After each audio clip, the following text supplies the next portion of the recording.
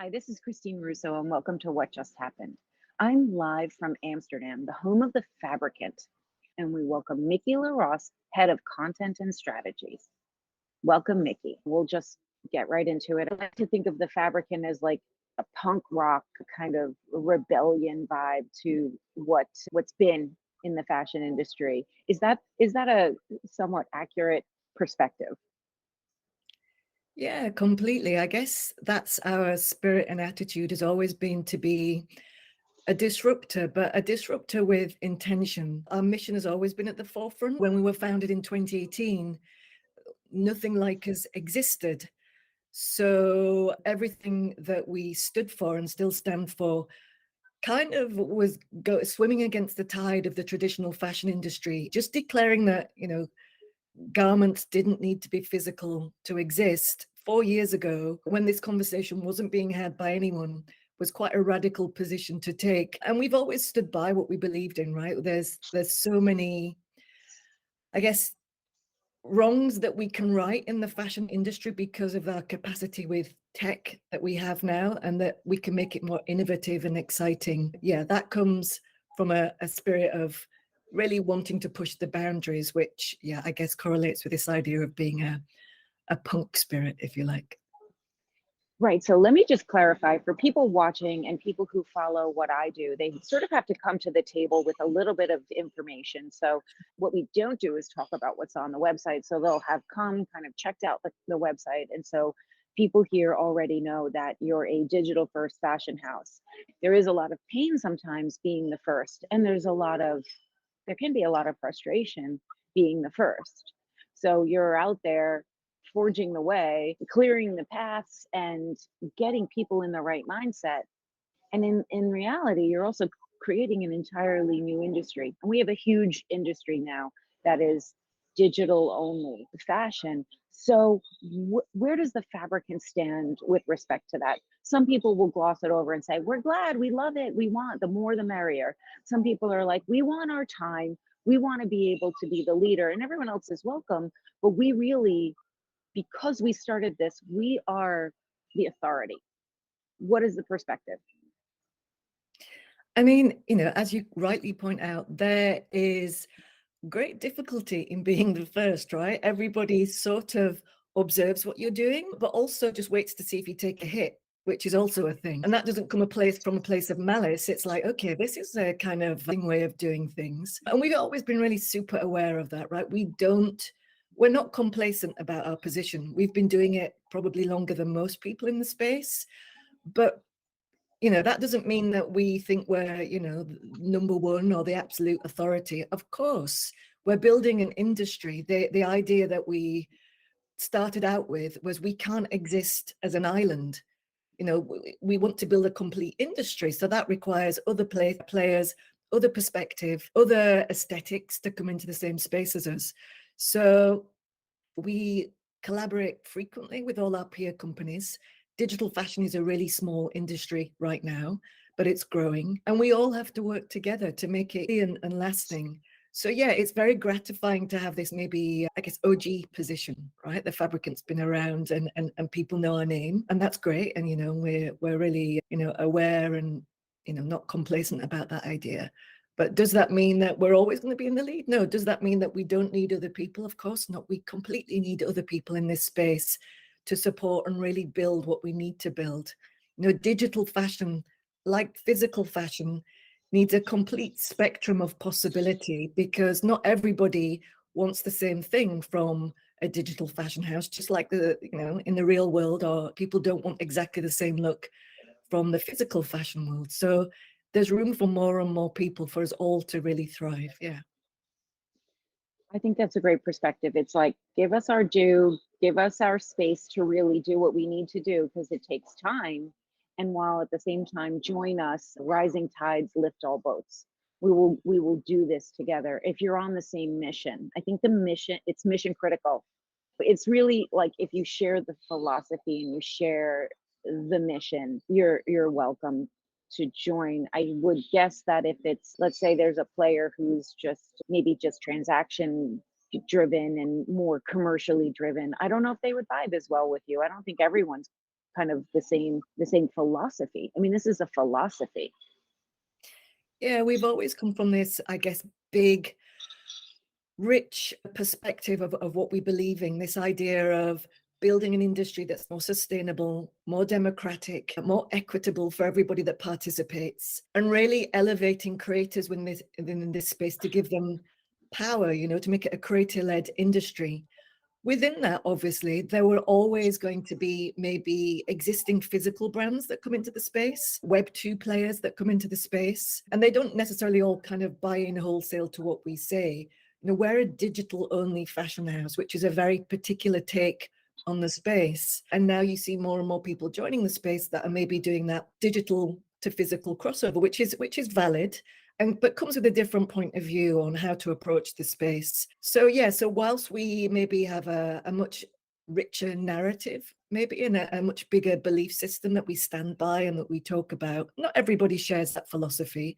But for us, it's about being consistent about what we believe in and really putting our energy behind that to create something that builds the infrastructure for the world that we're talking about to come to fruition. Let's talk to some of the people listening who don't know what digital fashion is. Sure. Want to share with us a little bit the manifestation of that, how that expresses itself, how that is utilized? What is your marketplace? What is your existence in that sense? Sure. So digital only fashion, garments and fashion experiences that exist purely in virtual space. So the garments that we create are entirely non-physical. They're built in 3D. They're for use on your avatar, or you might interact with the garment, maybe in a more familiar way with an AR filter. That's also another take on digital fashion. And within that, your garments are both something to wear and express yourself. When we talk about our garments, by the way, we talk about them as a means to express your identity in virtual worlds.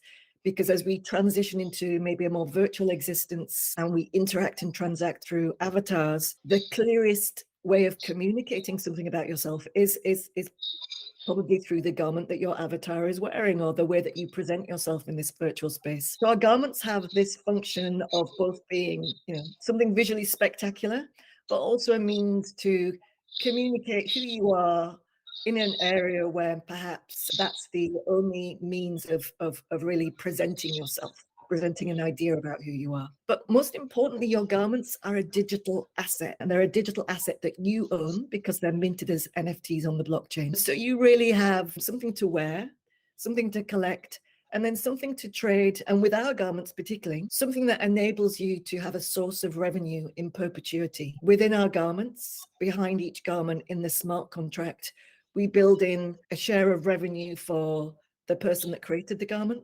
the digital artist that created the fabric, and the person that minted the NFT. So there's this three-way split. So this idea of a virtual circle of participation in the creation of a garment is also something that we believe in. And it's a very different way of thinking about the fashion industry as this kind of co-creation place where we all collaborate to create collections. So there's a lot to chew on there, I appreciate, but that's a little bit of an insight into our perspective on digital fashion and what a digital garment is and can be.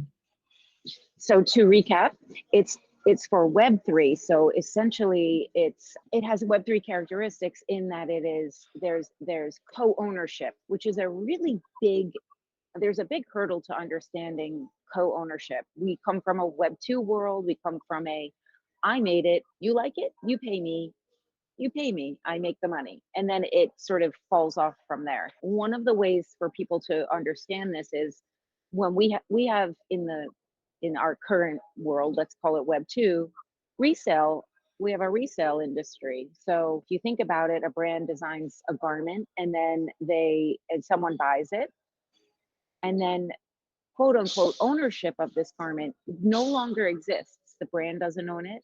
The first person who bought it doesn't own it. They're welcome to sell it either on a marketplace or directly, and then it sort of keeps moving on and on. Whereas, and in response to that, because there's no recognition to the creator, in this case, I reference a brand, right? So, I mean, there's actually a creator behind that, an actual artist who is creating this particular thing. Web3 is the creator has a fingerprint on that forever. And every time it transacts, there's a financial gain to the creator, correct? Absolutely. I have it right? Absolutely. And Yeah. then there's also a financial gain to the person who, let's say, first bought it. And we don't use the word bought, we use mint in Web3. So I'm really speaking to people who are learning in Yeah. this world and absorbing information. It's really it's a little complicated for people because even the language is different. So they're minting it, which means bought. And so now, one thing I have a question about, let's say now it goes to its third person, it trades again, it moves on again. You now have the originator who has ownership, you have the first person who has ownership. Do each subsequent owners have a piece of this particular item going forward? Like, does it just keep building ownership? Like, how does that actually work? I'm just curious for myself. Yeah, no, there is a cap on that, right? So it requires you to be maybe at the beginning of the creation process. Otherwise, obviously, the split would get tinier, tinier, tinier, tinier, right? Right, It would be like right. I'm like, how does the this, history of a garment. does it run out? Right. Yeah, making it a realistic financial proposition requires that you cap participation in the royalties at a certain point in order for it to be, a viable means of finance for people. But within that, anybody can participate, right? Anybody can come into our platform and mint a garment as an NFT and can begin that process for themselves. So anybody can jump into the space, become a co-creator in a garment, and start to be, either, well, there's multiple possibilities in Web3. There's sort of so many professions that we haven't imagined yet. So you could become a digital fashion brand, a sort of metaverse native brand. You could become a collector. You could become a digital stylist. But actually, the idea that anybody can become a co-creator of a garment is really important because, of course, yeah, this idea of royalties being part of the spirit of it and you being able to, appropriately and feasibly have some kind of financial benefit from that does require you to be early in the process. But what I love about everything on the blockchain is just this idea of provenance, that you, as someone that minted the garment, are written into the story of the garment on the blockchain. So it really sort of creates this beautiful connection to a garment that you have because you're there at its sort of origin story, which I think is really nice. And I think certainly with people that mint our garments, they feel that kinship with the garment because they were literally part of its coming into being.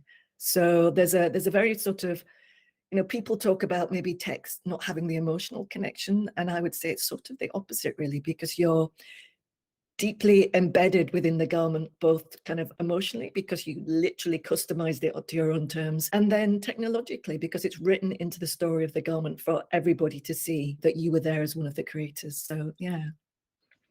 Well, that's where democratization comes in. And that's another kind of foreign concept for, I think, the world in which we live in now, which is there are, designers that helm certain houses and then they have the say and it trickles down. That's sort of the fashion world that we live in. And this is where you have a broad base of opportunity. There's very little gatekeeping or barriers to entry. And fashion currently into Web 2 is very much a barrier to entry because it drives value. So here we have a very important point. What's the value, right? Like, if anyone can do it, who cares? Well, that's being rewritten as well. So anyone can do it. And then there's a whole new set of values applied to digital fashion and NFTs. So, I mean, obviously, scarcity drives value, experience drives value. We still value someone's creativity because we're astounded at the things they can do because we know how hard it is writing music, creating fashion, doing art. I mean, this is a gift that is cultivated over time, experience, etc. That being said, so if it's open to everyone now and you can get a lot of less quality stuff, but that's okay because value of something is being redefined as well. Is there anything you can add to what you've seen, like something that it's a democracy driven, it's no barrier to entry kind of situation, and something really took off, and the reason was it did is because of X, Y, or Z. These things I think are fundamentally different than the regular kind of experiences we have. Can you speak to that? I think it's a really interesting point you make about value. And I think what we're seeing with Web3 is people kind of reimagining value and what is value to them. Is value just participation in this space? Is it being in there early? Is it rarity? Something interesting that we've noticed with ours, people are creating value around the artists that they support. There's a great deal of pride when they co-create an item with an artist or a creator that they admire. So that idea that you can step in and really collaborate with someone that you think is amazing anyway, and then support them by interacting with their work and their garments is a different kind of value. It comes from a place. So I don't even think we've maybe unpacked all the possible new versions of value, because people are still applying those to what they see in the Web3 space, because everything is new, as we know, and it's very much a nascent space that's being iterated collectively all the time. But yeah, I would say already inherent in the digital fashion space, there's scarcity as a value. So there's maybe limited edition runs of things, which I guess is aligned with the historic idea of luxury in the space, right? If there's a luxury take on digital fashion, that would be it. But this idea that, you are participating in something unique, participating with a creator that maybe hasn't been accessible to you, is a different way of thinking of it. And then creating your own garments. So all the garments on our platform are unique. They're a co-created collection, but your particular version is one of one. So this idea of you kind of creating something unique is also obviously a really valuable proposition to people. Agreed. Let's talk about you for a minute before we have to wrap. Tell me how you spend your day. You are head of partnerships. Partners. Tell me what you do. Head of content, no worries. No. Content. I was like, it begins with a C. Where's my notes? Yeah. So what does that mean for you? What does that mean for us? How do we understand how you spend your day? Sure. So my role means that I oversee and create the Fabricant's brand narrative and storytelling and our philosophy. So within that, my days are spent either working with the fashion team when they've sort of done, an amazing kind of conceptual overview of a collection. I'll work with them maybe to shape the story around that so it lands or resonates with our audience. I work with the socials team, the communications team, making sure all our messages is aligned across our platforms, and they're building both into our spirit and philosophy, and obviously guided, focused on our business goals, but also adding value to our community. Because obviously, as we know, Web3 is nothing without community. It's a sort of a space where we're building everything alongside everybody, in our community and our audience really participate with us. So this idea that, we're both co-creating the brand, the Fabricant, with our audience, and then co-creating our values belief system with our audience is part of the sort of narrative and storytelling. And obviously we receive loads of feedback from them about what they want to see and who they want to talk about and who they'd like us to collaborate with. So all of that stuff tends to come under my remit to a greater or lesser degree on a daily basis. Right now, our big push is on our next project, which is called Wholeland. Wholeland is a huge project for us. So it's a Fabricant native collection that we're going to be dropping over time. So it's a really big commitment to narrative and storytelling. So it's a multi-chapter digital fashion storytelling project, which will be dropped in various NFT drops and garments, really building on this huge story, which is based around the idea of embracing your shadows to become whole. So really digging deep into who we are via digital fashion and exploring who we can be via the virtual space, right? Maybe using the digital world in ways that we wouldn't use in the physical world, maybe things that we'd be shy of talking about or exploring or expressing in the physical world. We're creating this environment through Wholeland where you can really kind of dig deep into who you are, maybe look around in the darker corners of your personality and really bring those into the light. Yeah, so really it's this kind of environment or world that we're creating, really. It's a world building project. And with that, obviously, it requires, a period of time for that to unroll, and a really big commitment to narrative and storytelling. So we're super excited about it, but it's our big moment. That's a really great announcement, and I appreciate you sharing that with me. I want to thank you for your time. This was a great chat. It's such a good way to learn about what you do from kind of an in-depth standpoint. As I said, people can check out the website, and I appreciate it. And we will perhaps circle back and at the end of when the Wholeland rolls out and see kind of what's what. Amazing, Christine. A pleasure to talk to you. Thank you.